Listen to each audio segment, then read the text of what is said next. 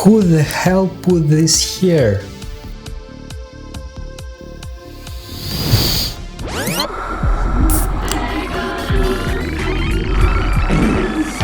Come on, I'll show you something.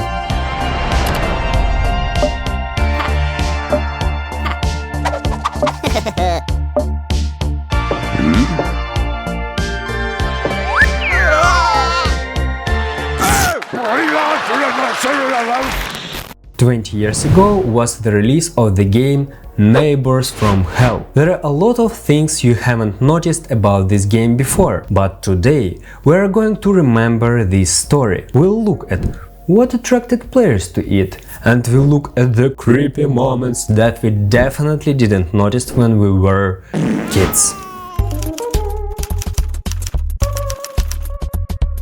The plot of the game is that a hateful neighbor interferes with the rest of our protagonist Woody. In the intro we see that the neighbor, whose name is Rottweiler, first rides next to our hero on a tractor, thereby polluting the air and giving him no peace. I woke up in a new Bugatti.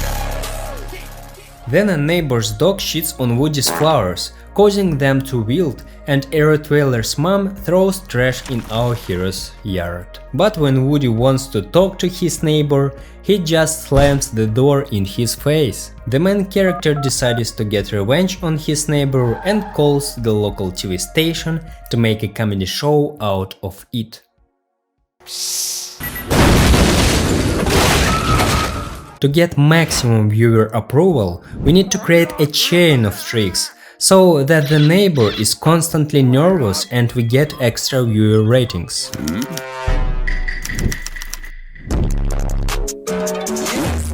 In the first part, as the game progresses, new rooms open up in the house, and in each of them we can do one trick or another. This can range from harmless pranks like eggs in the microwave,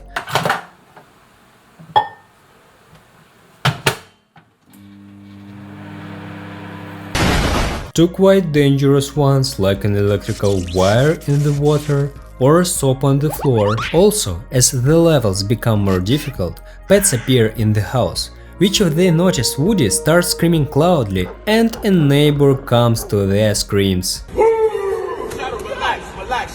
In the second part of the game, a neighbor who's tired of Woody's pranks goes on a trip around the world on vacation, and Woody follows him. In addition to Rottweiler, in this part appears his mother,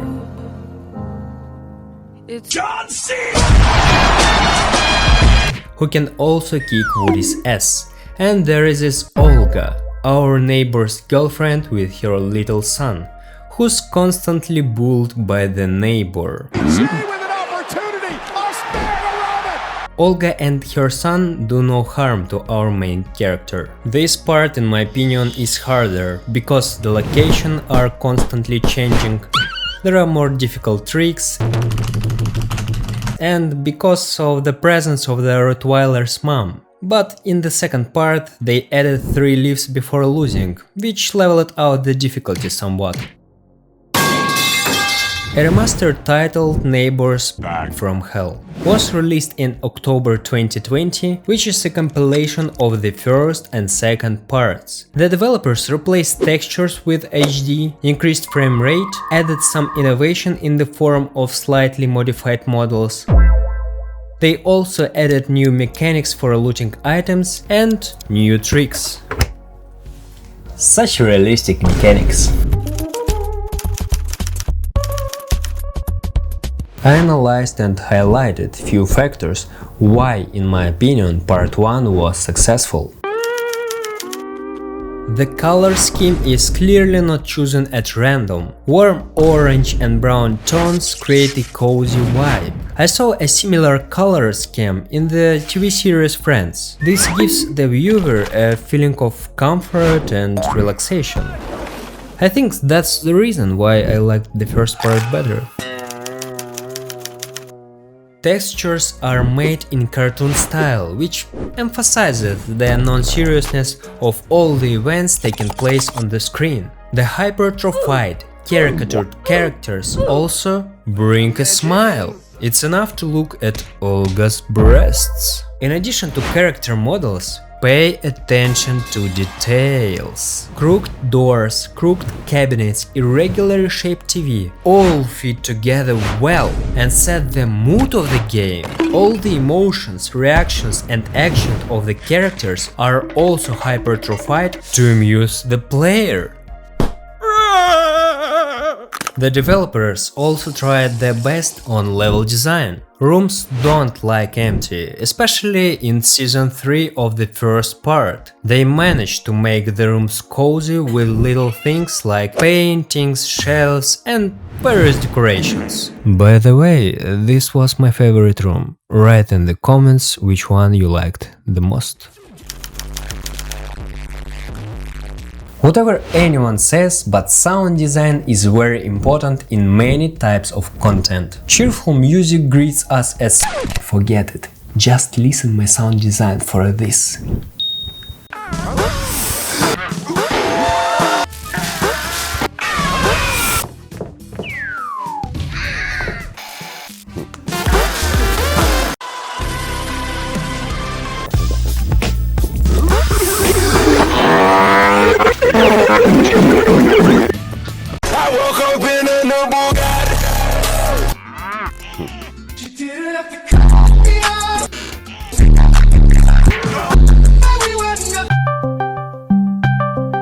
But what if we take it all the wrong way? Why if this game isn't fun, but scary? Have you ever wondered if what happens in the game actually raises a lot of questions? Woody sneaks into his neighbor's house and tries to drive the old man to a nervous breakdown. When he succeeds, backstage people applaud and laugh about it.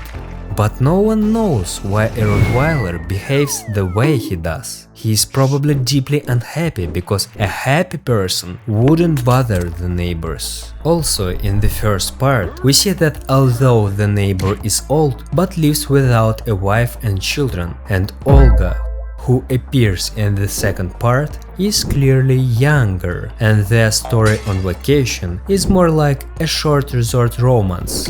There is not a single reminder in the neighbor's house that he once had a family. In addition, judging by his reaction, he's mentally ill. It can also be assumed that the neighbor is demented, because despite what's happening, he doesn't understand that there is someone in his house, and after another joke, he continues to do his business as if nothing had happened.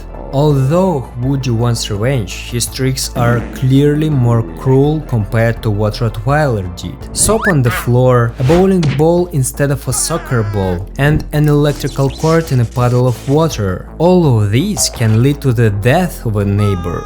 Maybe we play as a maniac who is freaking out and he's ready to do anything just to make the coolest show for the pleasure of the public.